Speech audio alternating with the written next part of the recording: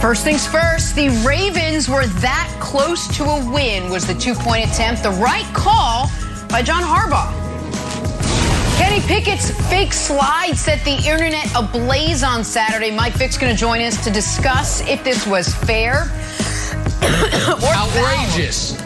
Just watching it gets me all choked up. In a big, big AFC East matchup tonight. Bills, Patriots, all eyes on Josh Allen. And who wilds? Oh, yeah, the baby goats. Hi, everyone, and welcome to a fantastic show.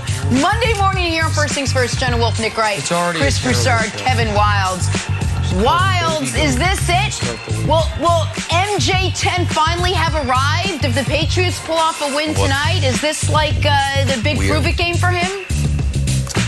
No, Jenna. He has arrived long ago in a farm far, far away when the baby goat was born. Now we just be on full display Monday night. Broussard. With a you pair of overalls. Leave and just do a podcast or something, buddy? I can't. We can't. All right. We'll get to the baby goat. How dare you start with that play? All of it. Yeah. How dare these be the highlight? Wow. Big game. There's a theme here. here. Last night, Nick. How about this? You guys can all go to hell. A loss would have dropped this team down to the 8th seed, right? We needed a big game from Patrick Mahomes, and all eyes were on him. Numbers weren't great, Nick. You know it. 184 yards passing, no scores through the air, and an interception. We're looking at the bulk of it. But thankfully, his defense showed up, picked off Teddy Bridgewater twice, including the pick six. Chiefs win. All right, they got the win 22-9. That's 5 in a row now for Kansas City. They're now 8-4. Oh, 5 in a row. All right, they got the win. Hang tight, buddy. We're going to start with Broussard. Broussard, were you impressed with the win last night by Kansas City? I mean, after these highlights you just showed, how could I be? That was a mess. Look, I get it, and Nick will go here. What are we doing? A win is a win, especially over a division opponent, especially when you look at what other AFC contenders like Cincinnati and Baltimore did. So I'll give you that. Your turn. A win is a win. It's a good win. However, and I'll give you even that the defense played well. Holding anybody to 9 points is impressive. Granted, they were facing a mediocre quarterback of a mediocre offense that's in the bottom third of the league in points per game. Okay, but, and I never thought I'd say this, Nick, the defense wasn't the problem. You know it, I know it, everybody that watched the game knows it. The offense is struggling, no, I was not impressed. It was only the second time in the last 2 years that Patrick Mahomes has thrown for less than 200 yards. But guess what? Those 2 times have come in the last 4 games. We saw Tyreek Hill's dropping passes, Byron Pringle's dropping passes. They can't rush for 100 yards as a team. They're not moving the ball through the air. And the killer was this, Wilds. They couldn't capitalize on so many opportunities. Late in the third quarter, when Pringle recovers the botched, punt return by the Broncos at Denver 16, they get 8 yards and have to settle for a field goal. And then the interception by Juan Thornhill, also in the third quarter, they go a quick 3 and out, gaining 2 yards. So that was really what upset me, was their failure to capitalize, Wilds, on so many opportunities that they had. And look, Denver, I know, has a good defense, but the Raiders put 34 points on them. The Steelers, the Steelers put 27 on them, and the freaking Philadelphia Eagles offense put 23 on them. Kansas City could only manage 16 on the offensive end yesterday. Not impressed. Okay, so I was trying to come up with a metaphor on how I feel about the Chiefs team, and this is what it is, because I'm not as negative as Broussard. There are bright points. So I will say this, we all have kids on this show. I think the Chiefs play like the pizza that you get for your kid's birthday party. It gets the job done. It's totally fine. And the youngest people in the group absolutely love it, which is Nick. But does it really hold up to any scrutiny when you really look at it? Obviously not. Even though the youngest people, you might hear them say, this pizza is so good. This is the best pizza I've ever had in my life. Should this pizza win the Super Bowl? Obviously not. Obviously not. We all know it, but it's like, they love pizza. It's good. You got a sugar rush. Here's the thing. Wild, you're being unfair. The Chiefs have won 5 in a row. You've got to be impressed with that. You're not being unfair. I'm as impressed with the Chiefs as I am with the Dolphins. Can we show the graphics on how the Patriots have a winning streak, the Dolphins have a winning streak, and the Chiefs have a winning streak? They're there. I am impressed. They are a good team. Now, granted, they're scoring less points in total than the Patriots are winning games by, but they're playing fine. So when we talk about the Chiefs, just talk about the Dolphins. 2 flawed teams that are gotten hot and are pretty good. But Super Bowl talk, first round bye talk, okay, maybe. Do we think the Dolphins are going to do that? Not really. So there you go. Pizza. Well, they have 7 losses, so it's going to be hard for the Dolphins to get the first round bye. But I appreciated the Chuck E. Cheese analogy. But now let's discuss for a moment. So you did that whole dissertation about Little Caesars, and yet when you hedged a bit there at the end, just a tiny bit, you said first round bye talk, maybe, because this is what we are barreling towards. We are barreling towards the Chiefs being the #1 overall seed in the AFC, and the right side of the screen being like, not that impressive. Here's my question for you guys unimpressed with a game that with 5 minutes left, the Chiefs had not double, not triple, not quadruple, not quintuple, not sextuple, septuple the points of their opponent. It was 22-3 before a garbage time touchdown. How are the Chiefs allowed to win games? Because they covered the spread against a team that going into yesterday had a winning record. They won by 13 points and more than doubled them up. Now, I'm sure you guys would say 34-21 is how the Chiefs are supposed to win games. That's still a 13-point victory. The problem is this, America. Folks are not mentally prepared for what the Chiefs' defense has become. So they want to keep acting like the best defense in the NFL for 2 months is an aberration. Jordan Love. Even though I was trying to tell you about it all year. So, Wilds, you didn't like my second half defense graphics. You were like, it's meaningless. Okay, how about overall defense? So you might say, Nick, what happened post week 6? Well, I can tell you what happened. We can take this down. I can tell you what happened post week 6. They got an entire new defense. After week 6, starting week 6, Chris Jones got back healthy. Frank Clark got back healthy. They added Melvin Ingram. They put Juan Thornhill into the starting lineup. And then that's everything but a corner. Oh, yeah, by the way, now we can show the other thing. They happen to just have the best corner in the entire AFC in Charvarius Ward. Is that my thoughts? No, it's just those dolts at Next Gen Stats. I'm sure a bunch of 7-year-old cheese pizza eating fools as well. So, again, they've won 5 in a row.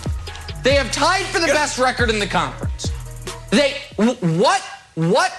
Tell me, Broussard, how the Chiefs have to win for people to be happy. Because they've played the toughest schedule in the NFL, and they have the best record in the AFC. So tell me what they need to do.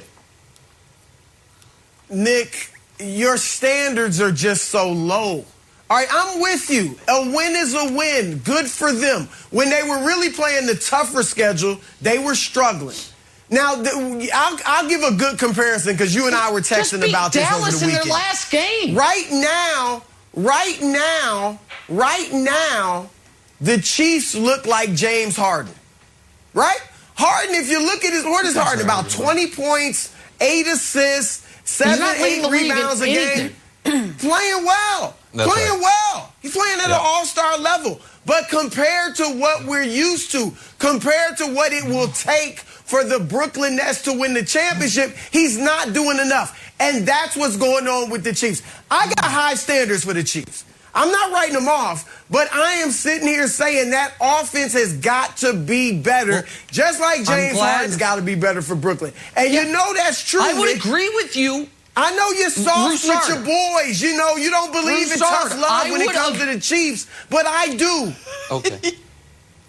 Okay, I would agree with you if James Harden, in addition to that, was like, okay, his offensive numbers are down, decent but down, but he is right now the favorite to win Defensive Player of the Year. You guys have just decided that the Chiefs are only allowed to win games one way.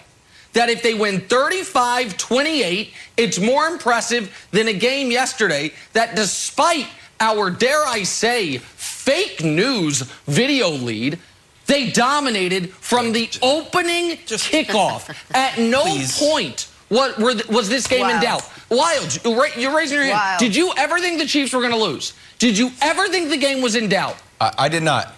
I did not, but I also thought Mahomes was going to throw a touchdown. So, get me. Jenny, no, instead he ran no for touchdowns one. Instead he ran for one. No touchdowns against Broncos. I don't know, just throw a touchdown. Imagine if Mac Jones didn't throw a touchdown. I don't know. Just throw a touchdown. I know we didn't run positive Chiefs highlights on offense because we weren't allowed to. But I do think he scored a touchdown. I think he ran for it to start the game. Throw a touchdown. But no. It's totally fine. He did not throw a touchdown. Throw a touchdown. Yes. No. I get it. Guys, they have every single game they've played this year, except for the Giants game, is against a team either in the playoffs or one game out of the playoffs. We all say the win, oh my God, they blew out Washington. Washington's terrible. Washington's currently the 6th seed. They blow out Philly. Oh, Philly's terrible. Okay, well, Philly's a game out. They beat Dallas by double digits. Oh, yeah, but it wasn't pretty enough. On national television, against a divisional rival who came into the game with a winning record, they're up 22-3 with 5 minutes left. And the lead of the show is what's wrong with the Chiefs. You know what that tells me, Jenna? Chiefs are back. Been trying to tell you. Chiefs are back. Jenna. Oh, it's back in the familiar territory. They're the best team in the league. What's wrong with them? Morning to discuss the Kansas City Chiefs. And you know who was impressive yesterday? Tom Brady and Kyler Murray. 22-3. But you might be surprised who caught our eyes. Back after this. Why was Brady impressive? Ravens were inches away from the big win in Pittsburgh, but we'll talk about that after. We got to talk about some eye-openers now. You got me all kind of verklempt. 44-year-old Tom Brady had my attention yesterday. He did. 368 yards, 4 touchdowns, and a much-needed win over the Falcons. Bucs moved to 9-3, right on the brink of clinching the NFC South. Consider my eyes open. But, Broussard, who opened your eyes on Sunday? Jenna, Russell Wilson. Now, you may say, Russell Wilson? I mean, he's a future Hall of Famer, perennial MVP candidate, even though he's never gotten a vote. Whose eyes needed to be opened about Russell Wilson? Nick Wright and Kevin Wildes. That's whose eyes. You might not like his animated pregame warm-ups, okay? But I don't care. That's like not liking the way he wears his socks. All right, not liking his cleats. This dude is a great quarterback, and he showed it again yesterday, okay? Now, remember, yesterday was 8 weeks removed from when he had the surgery on his finger, his broken finger. Some doctors told him originally he'd be out for 8 weeks. Instead, he comes back 4 weeks ago, and yesterday played his best game since he's been back from this surgery, and he's looking like the old Russell Wilson. Was very accurate, threw 2 touchdown passes, which could have had 3, except Gerald Everett dropped a bobbled a pass that turned into an interception. And so Russell Wilson, here, guys, listen, this is why you don't consider trading Russell Wilson. Okay, he's 33 years old. He's in his prime. And if he's out there, Nick, he gives you a chance to win. No one in the NFC, or very few, were hotter than the San Francisco 49ers, who looked like they actually could not get into the playoffs, but make noise once they got there. Russell Wilson and the Seahawks go ahead and quiet him. So don't even think about trading him in the offseason. Listen, I understand Broussard trying to take a small victory lap because last week he said the Seahawks were still alive for the postseason despite having the second worst record in the entire conference. Don't let them win next week. Don't let them win next week. Don't let them win. Don't let them win. Then they'll be as dead as they are now, which is dead. However, the most important thing Broussard said was this.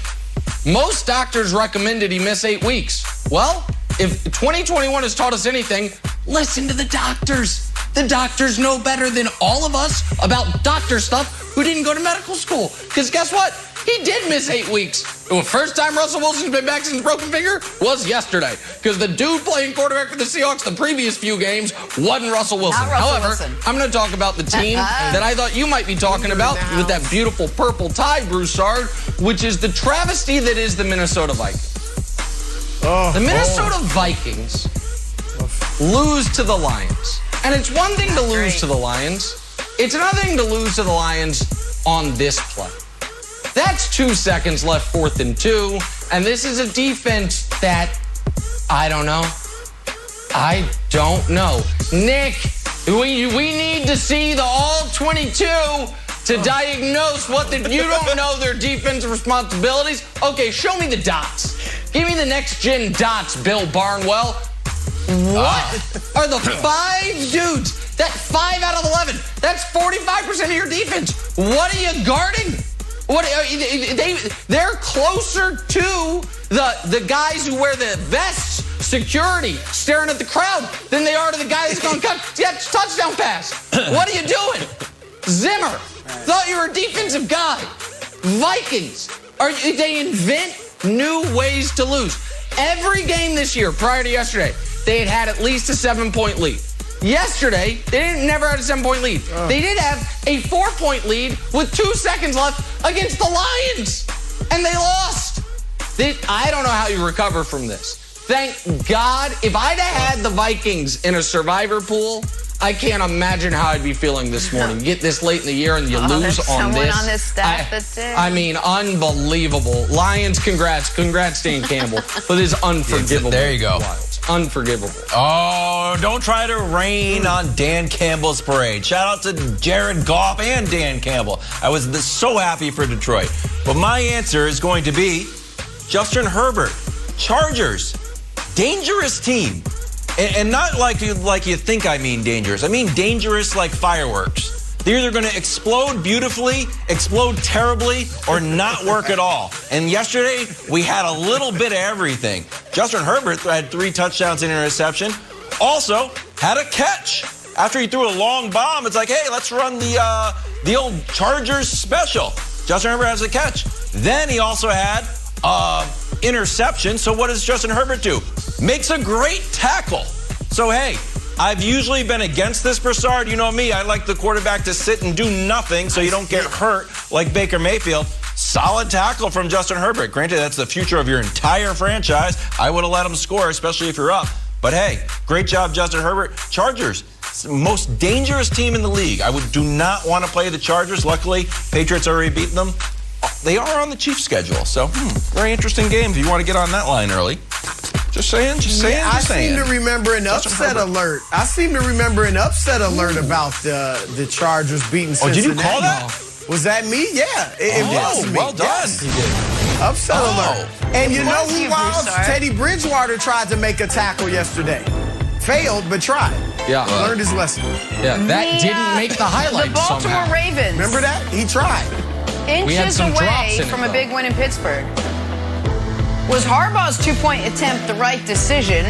We discuss that next. First things first.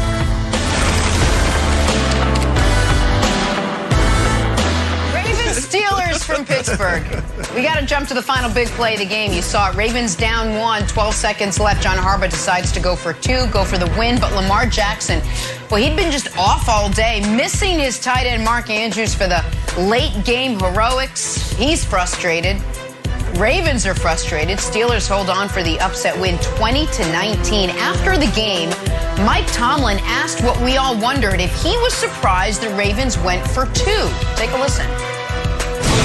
No, it did not. You know, they aggressively play analytics. And so, you know, from that standpoint, they're predictable. tried to win the game right there. We were pretty much out of corners, at that point in time. So there's an opportunity to try to win the game right there.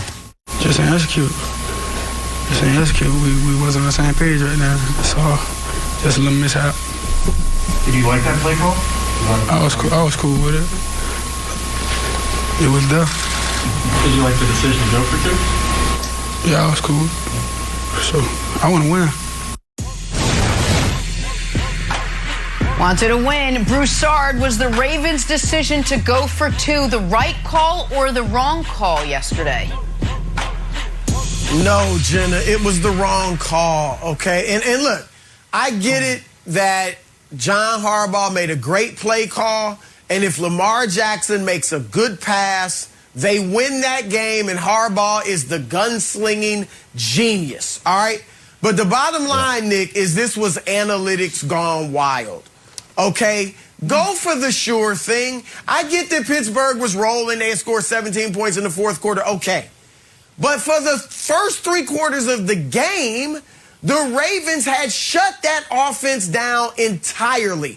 And I'm sorry, Big Ben had a nice little rally, but I'm not really that confident in Big Ben in overtime if I'm the Steelers. Now, you can say that Pittsburgh had all the momentum, and I can say, no, the Ravens took the momentum away from them by marching, 60 yards in a minute and a half, quieted the home crowd.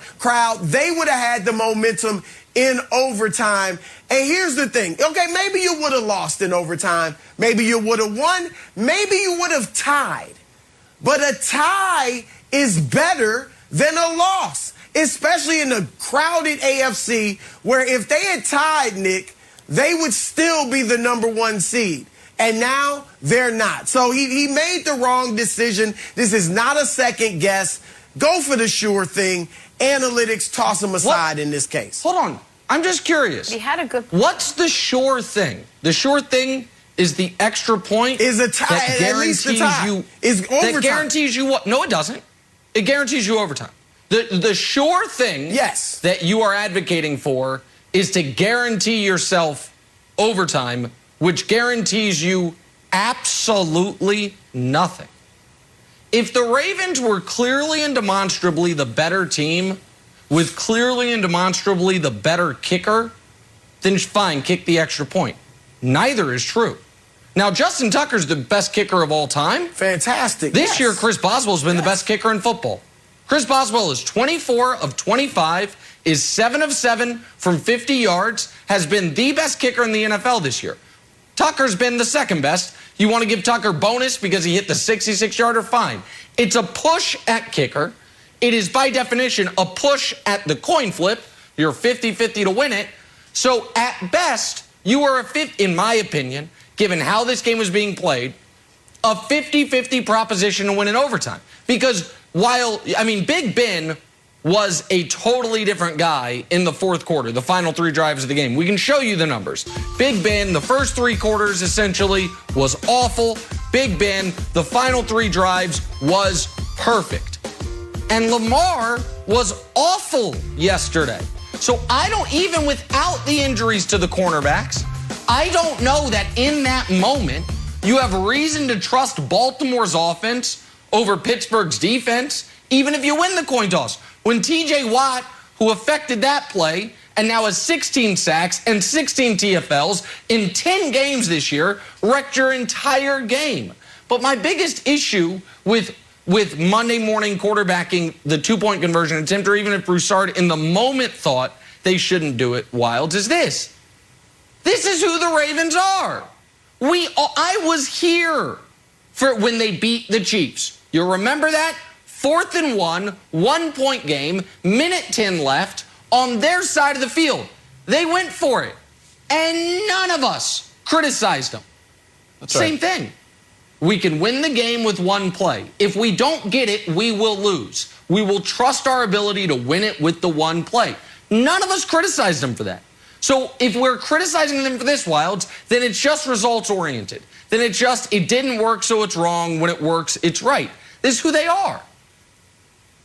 So I like that identity-building sort of aspect of the Ravens and going for it, but that wasn't necessarily Harbaugh's opinion on it. He was like, we don't trust our defense because we're out of cornerbacks. Right. So I thought that was weird. And here's the other thing, Nick. I want to push back on you and the kickers.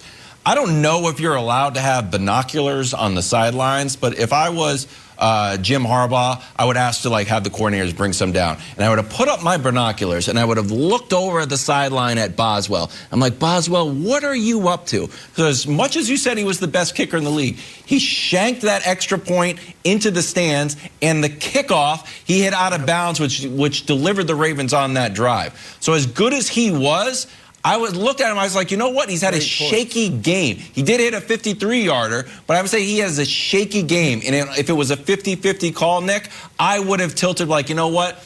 I don't think Boswell is going to come through, and I always think Justin Tucker is going to come through. Maybe that's just gut. I believe in Justin Tucker. But I thought Boswell had a funky game, so I wouldn't have gone for it. He did. Go ahead, Jenna. But is there something to the fact that it was the right play call? Had Lamar hit Andrews, it would have been a touchdown. I mean, they called the right play. They made the right decision in their opinion. They had the play right there. He just missed the throw, it felt like. So maybe there's something to the fact that they did make the right call and they just didn't execute it. Well, I mean, the play call was great. The reason it wasn't successful is the same reason, Broussard, even if the Ravens win the coin flip, I am not confident they're winning that game. Because Lamar has been not just bad yesterday. Lamar's been bad for about a month and a half now. Well, that's true. He just hasn't been good. He hasn't been accurate. And so I had no faith whatsoever that the Ravens were going to win that game in overtime. Could they have? Of course. And could the Steelers have self-destructed? Absolutely. But if the Steelers won the coin flip with the way they were moving the ball in the fourth quarter and with what Harbaugh said about the injuries the Ravens had in the secondary, I'm very confident the Steelers would have gotten in field goal range. If the Ravens win the coin flip, I am not at all confident they get in field goal range unless, I guess, Boswell kicks it out of bounds again, and then you're only 20 yards away from field goal range. Your confidence level in the Ravens in overtime, to me, Broussard, is surprising. Well, look, Nick, like I said, you give yourself another chance, all right, in overtime. And I think they would have had the momentum because they had just marched. You can talk about Lamar's been bad, this and that. He had just marched them 60 yards down the field. Okay, Pittsburgh was going crazy. Heinz Field was uproarious. And then he just marches them down and quiets the crowd. All right, you saw Big Ben on the sidelines praying. All right, and Wilds is absolutely right. I'm trusting Tucker over Pittsburgh's kicker, all right, in overtime. So, look, Big Ben, we all know he got hot in the fourth quarter, Nick. But do you really think he was necessarily going to stay hot? I don't. I mean, if he does, God bless him, but I'm taking my chances if I'm Baltimore in overtime. All right, we're going to set that aside. Head to the NBA. Nick's going to hand out some NBA medals. Kevin Durant had himself a Friday night in Brooklyn, dropped 30, 10, and 6 in a win over the T-Wolves. Not good enough to make the podium, though. Nick, who did it better? Well, Jenna, thank you for asking, but we announced on Friday that as long as Phoenix's winning streak continued, they were going to have someone on the podium every time. Kevin Wilde said it's ending tonight. A subhead of that podium bylaw is this: whoever ends their winning streak, someone's got to get on the podium. So Draymond Green, come on down with the odd stat line: 9, 6, and 3 for Draymond Green. So he's a point away, a rebound away, an assist away from a triple-double, 2 steals away from a high-five game. I'll be honest, not all that impressive, but we had to give some warrior the medal stand, so we gave it to Draymond. Good job, Draymond. Steph kind of struggled again in that game. Silver medal, Miles Bridges. The Charlotte Hornets were as shorthanded as you can get, and yet Miles Bridges comes out. They get a 130-127 win over the Hawks. And by the way, I understand that this might get me some mean tweets from Trae Young's daddy, but those Atlanta Hawks, you got a lot of work to do to prove last year wasn't an aberration. Get it together, Hawks. Tough weekend for the state of Georgia. Hawks and Georgia going down. Gold medal, however, the best joker in New York City since Joaquin Phoenix. Look at what Jokic did. He's got no help. His teammates are all injured. We got back surgery, we got knee surgery, we got ankle injuries. Doesn't matter. Nikola Jokic, 32, 11, and 5 as the Knicks. Let's be honest, they're not very good. They dropped below 500. It was fun while it lasted. High point of the season is the Bing Bong video. There it is. Joker, well done, sir. There's the podium from over the weekend in the NBA, Jenna. Nice looking podium, Nick Wright. All right, let's get to some college ball now. Pitt quarterback Kenny Pickett's fake slide set the internet ablaze Saturday. Oh, you can't do that. We'll have Mike Vick join us to discuss if this was fair or foul. It's next. First things first. Hey, congratulations to the 6 winners who split Terry Bradshaw's $100,000 yesterday playing Fox Bet Super 6. Scan the QR code right now. Make your picks for next Sunday's contest. There are winners every week. You could be next. Do not miss out. And as always, it's free to play. Back here with Mike Vick talking the play of the day from Saturday. ACC Championship and Pittsburgh's quarterback Kenny Pickett put on a show, including this doozy. Pulling off the rarely seen fake slide, you saw it, turned into a 58-yard touchdown run. Pickett gets the highlight, Pittsburgh gets the win, and we get the chatter. Vic, we got to start with you. Was the fake slide fair or foul? It was fair, Jenna. I'm never going to have any sympathy for a defensive back, a safety, who has to commit to the ball. This is all they work on, tackling techniques. They hit blocking dummies. You know, this is what they're taught to do. And to get fooled by a guy like Kenny Pickett, not taking anything away from him, but I didn't even know Kenny Pickett could run like this. It was amazing scramble, it was an amazing run, and he fooled him. He lured him to sleep. So his draft stock just went up tremendously. But that defender right there, you know, he's gonna get an earful this morning. I promise you. He got an earful yesterday morning. Fair. What, Mike, I'm all for fun. I let Wilds be the nervous school parent on this show. Like, oh, what about safety? I hate playing that role. However, this is a wildly dangerous precedent if they allow it. Because if guys start doing this regularly, what this will inevitably lead to is when a guy actually is sliding, a defender not knowing it and crushing it. The reason the quarterback slide exists as a rule is to prevent quarterbacks from getting annihilated by the best athletes on the field. I think this is a rule change, Broussard, that has to happen immediately. I think the rule should be because right now it's kind of written a little vaguely. If you initiate the slide, you're down there. If they need to make it clear, if you do anything that makes it appear you are going to slide, we call you down right there. That way this doesn't happen. Or else I feel like you're just going to see a play where a college or pro guy, in college they get ejected for it, takes out a quarterback who's sliding because he thought he was going to do the Pickett to him. Pull the Pickett. Can't allow it. Got to get rid of it. Too dangerous. Yeah, this is foul. And Mike, I want to hear your response, but this is so foul. And I don't blame Pickett, all right, because if it's not a rule, I've often watched games and said, you know, why doesn't the quarterback do that, like fake, like he's going down, whether it's NFL or college? As long as there's no rule, I'm fine with him doing it. But they need to change the rule this morning. At meeting right this morning to change this rule because it's like cheating. I mean, and Nick brought up the safety element of it, but they did it to protect quarterbacks, and guys are letting up, not hitting them like they should, and now you're going to allow them to use these fakes. It's just against the spirit of the rule, and even more athletic guys than Pickett could start doing this, and it really would put defenders in trouble and basically give them no chance to defend some of these quarterbacks at times. So they've got to change the rule. Mike, I want to hear you, Mike. Like, come on, man. This isn't fair. I mean, look. The rules are the rules, and within the lines, you got to play ball, right? But you know, he acted as if he was going to slide 10 yards before this dude, 10 yards before the defender. And what did they teach defenders?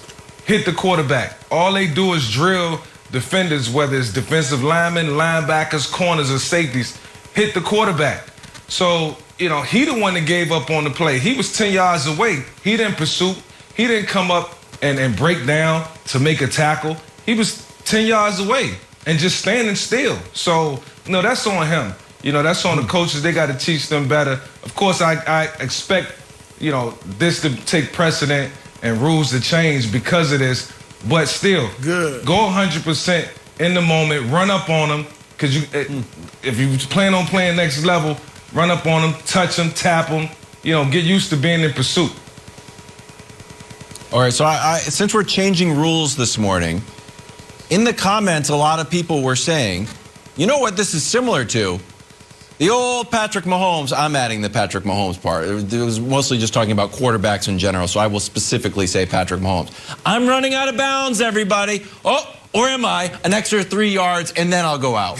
So I'm running out of bounds. You can't hit me as soon as my foot hits the white line. There's to be a penalty on you. Then I'm going to scamper, get 3 more extra yards. Nicholas, while we're changing this rule, are you okay with changing that rule as well? Yeah, here's the thing. I've always thought that's a little unfair.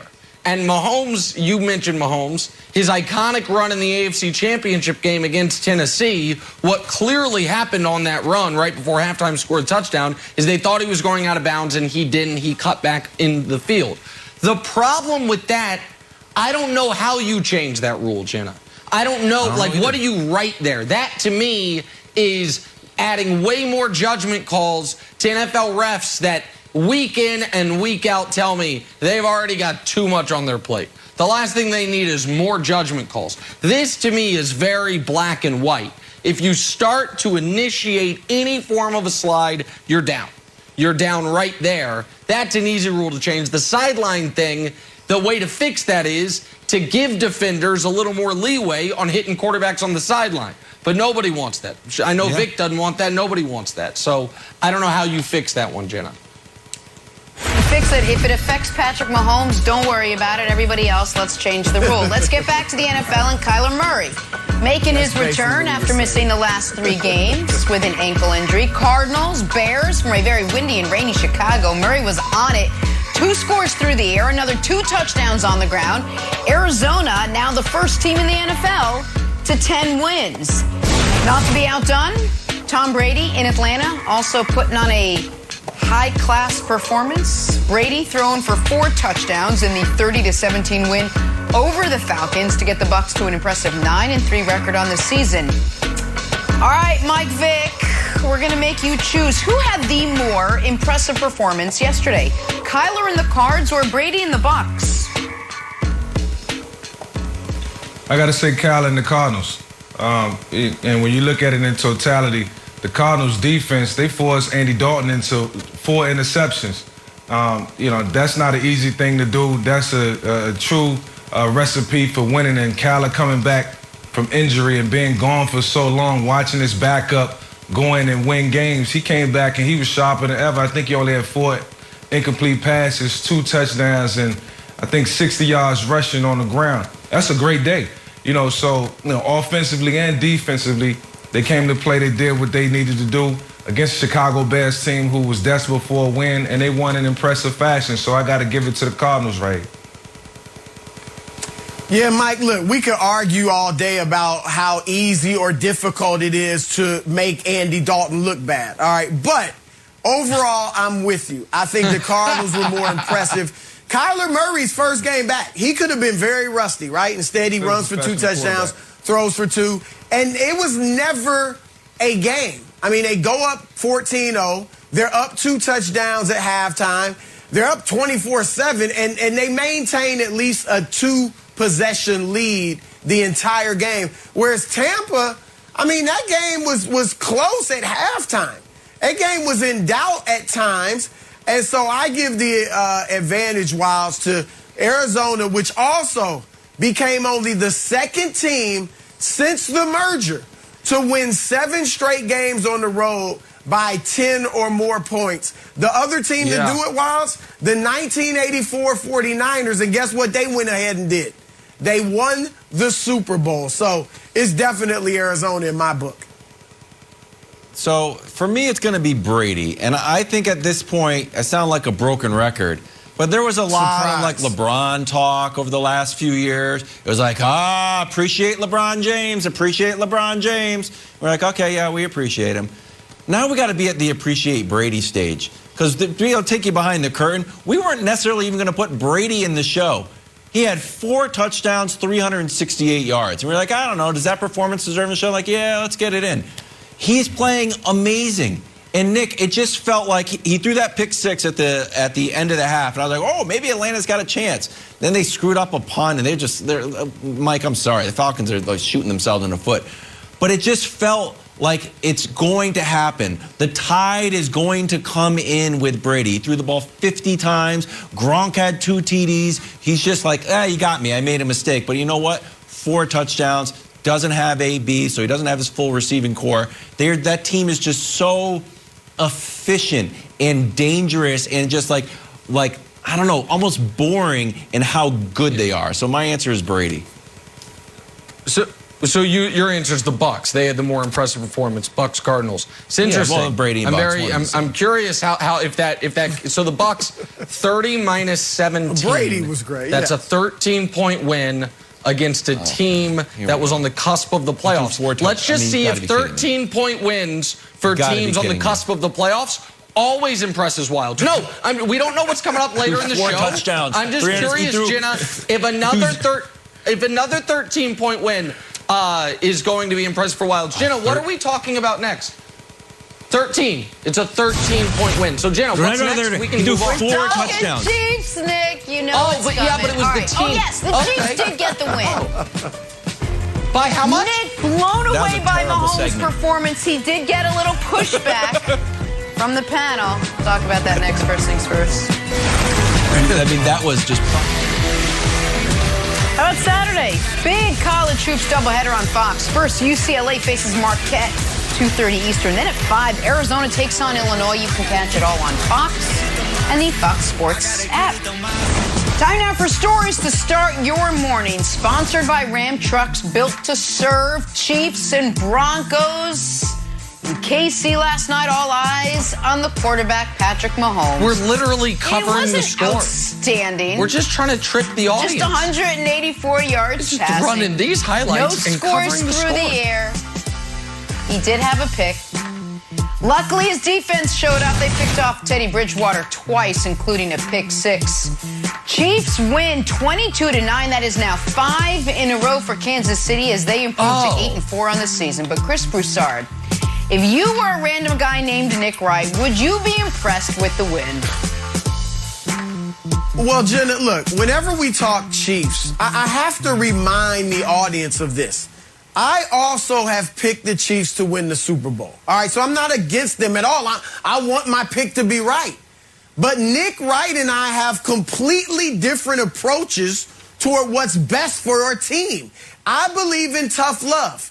Nick is soft. Nick is patting you on the back. Nick is overlooking flaws and problems that could rear their ugly head down the road. Right. All right. So let me put that out there as a disclaimer. No, I was not impressed. I get it. It was a win. It was a division opponent. We saw what Baltimore and Cincinnati did yesterday. So I get it. You'll take it. Okay? But there were problems that I saw, and it's not about the defense. Defense was fine. Nick will start talking in a few minutes, and he'll praise the great defense of the Kansas City Chiefs. I'm concerned about the other side of the ball. All right, offensively, this team is struggling. Pat Mahomes says it. I'm saying it too. All right, they got to but they put up 16 points yesterday. I know Denver's defense is good, but the Raiders put up 34 on that defense. The Pittsburgh Steelers, quarterbacked by the old man Big Ben, put up 27 points on them. And the Chiefs could only manage 16, and they blew so many opportunities. All right, they get the interception in the third quarter. Juan Thornhill, great play. And they go 3 and out, gain 2 yards. They get the fumble recovery on the botched punt return by the Broncos at Denver's 16-yard line. and they get 8 yards and have to settle for a field goal. I need more offense. Mahomes didn't throw for 200 yards, second time in 4 games, by the way, Wilds. But they didn't even run the ball well. They didn't get 100 yards rushing. So the offense was struggling all night long, and that, Wilds, is why I wasn't impressed. Too many drop passes. They're happening all over the place. So, no, I wasn't impressed. Good win, but not impressed. So, I'm sorry, I was wiping the tears of all the sadness in Kansas City as their Super Bowl dynasty dreams are slowly petering away. Look, I hunted far and wide for the perfect metaphor for what the Chiefs remind me of, and I came up with this. They remind me of the pizza that you get for your kid's birthday party. It gets the job done. It's good. It's not great. And the youngest people in the group really love it. But if you look at it with any real scrutiny, does anyone think this is like A+ elite pizza? Of course not. Oh, Wilds, don't say that about Patrick Mahomes. We paid him $500 million. I know. You think he could throw a touchdown?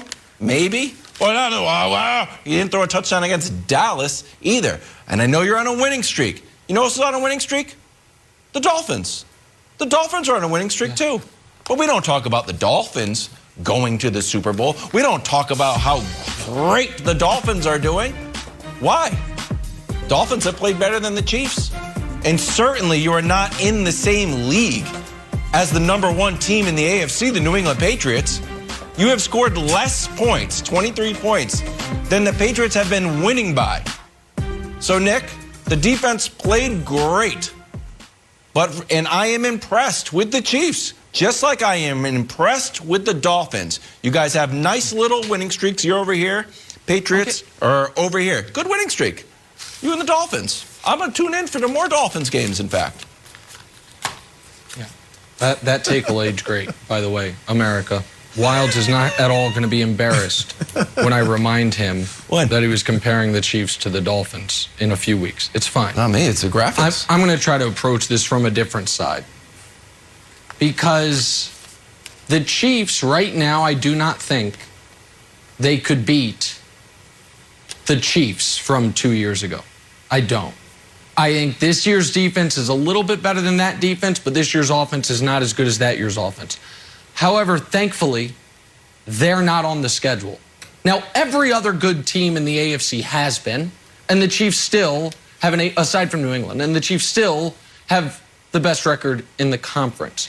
You might be like, oh, what about the NFC? Well, they've played 5 games against the NFC, and they're 5-0, including wins over the Packers and the Cowboys, and all of a sudden the frisky Washington and Eagles teams. Stop with the Packers win. I'm sorry, Wilds. We don't make COVID protocols. We don't make the schedule. We just beat everybody. But Aaron Rodgers what you are watching here is, no, Aaron Rodgers didn't play. But Dak played when they played the Cowboys, and Dak scored 9. So maybe if Rodgers would have played, instead of the Packers scoring 7, they would have gotten 10. But they still would have walked home with that L, and y'all would have been upset about it. Y'all would have explained about how the Chiefs are not allowed to win that way. About how the Chiefs must win the way you guys want them to win. They got to win 54-51, or else they're not the Chiefs. As opposed to, what if they have the best defense in the NFL? Nick, that's outrageous. Is it? Can we show the best defenses in the NFL? Small sample size, just 2 months of football. Oh, it's the Chiefs. Okay, so Wild, why would the defense have been awful and then really good? Well, maybe because they got their players Daniel back. Jones? Chris Jones got back. Frank Clark got back. They added Melvin Ingram. They started starting Juan Thornhill. And by the way, what about corner? Oh, yeah, they have the best corner in the AFC as well. Show me that, please. So if winning by 13 points against a divisional rival who came in with a winning record, a team that if the Broncos won yesterday, they'd be in first place in the division, that's not good enough.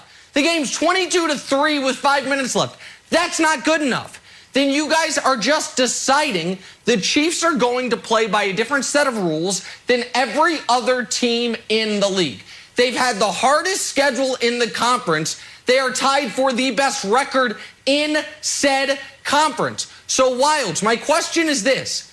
If the Chiefs don't impress you, what team in the AFC does and why? Okay, the Patriots impress me. The Bengals impress me. Even Lamar, while he's struggling, still impresses me. This is all I'm asking for from the guy that you're paying $500 million to, and Tyreek Hill, who wants to be on Twitter telling everyone, you know, if you don't, not as fast as me, and Travis Kelce, who's going to lead Pro Bowl votes. Can you just throw a touchdown? Is that too much to ask, Broussard? I just think that throwing a touchdown, no touchdowns, less than 200 yards last night, no touchdowns against Dallas. He had 5 against the Raiders. That was good. 1 TD, 166 yards against the Packers. Giants, 1 TD, 1 interception, and then no TDs against the Titans. And it's not just me. Broussard, do you know who also thinks Patrick Mahomes isn't playing great? A guy who knows Patrick Mahomes better than anyone. His name's Patrick Mahomes. Here's what he told Diana Rossini. But that's offensively, we can still get better. It starts with me. As an offense, we need to come together and find ourselves. If our offense can find who we are, we're going to be a hard team to beat. I threw 3 of those in there. So, Broussard, it's not just you and me. Patrick Mahomes doesn't think he's playing well. I don't know why Nick is so confident in the Chiefs' offense when Patrick Mahomes himself is not. Because I'm not. Right, no, I got to go. I got to go here. I got to go. No. Why am I so confident in the Chiefs' offense? Because I'm not a moron. Because they have Andy Reid, Patrick Mahomes, Travis Kelce, and Tyreek Hill. And amazingly, so Wilds, I just want to understand real quick. Were you high on the Chiefs the first 5 weeks of the year? Because I don't think you were. I was here for it. You thought they were done. The dynasty was never, it was stillborn. Okay. So Mahomes, something must have been good because you just explained all the terrible Mahomes numbers. Yet we sit here this morning, he's 5th in yards and 4th in touchdowns. So riddle me that. Explain it to me. He's 5th in yards, 4th in touchdowns. Yes. Explain it. It's not bad. It's not bad. I would like to. He's thrown for 0 touchdowns the last 2 weeks. Here's what you're saying. You're like, Wilds, you used to make fun of me because they had great offense, great defense. Yeah, I wanted both. You can't be like, Wilds, you know what? You should really get a haircut. And I say, all right, you know what? Good idea. And then tomorrow I come in with a haircut, but I'm wearing a burlap sack. You'd be like, no, dude, you need to do both. I'm not just saying do one and not the other. You have to do both. You have good offense, good defense. All I'm asking for, Broussard, is for the old Patrick Mahomes to show up. That's all I'm asking for. Right. And then I'll be want them to have the best of both. That's what he wants, Broussard. That's Broussard's turn. Nick, you want us to judge the Chiefs like we judge every other team, like we judge in Wild's Dolphins and that's all that. Who they're competing against. Because it is Super Bowl or bust. All right, that's what it is. And you are right. The Ravens, the Bengals, the Chargers, most of the AFC contenders outside of the Patriots are up and down. So I'll give you that. But the NFC teams aren't up and down. Green Bay, Arizona, Tampa Bay, they're not up and down. And that's what I'm talking Tampa's about. Not up they and got down. to improve Tampa the lost offense. to Washington, who the Chiefs dog walked. Tampa's not up and down. That's fine. That's great. That's great. The Chiefs might not be able to beat the 85 Bears, America, so I think they're in trouble. Tough love. This is stupid. We gotta go. It's dumb. It's dumb.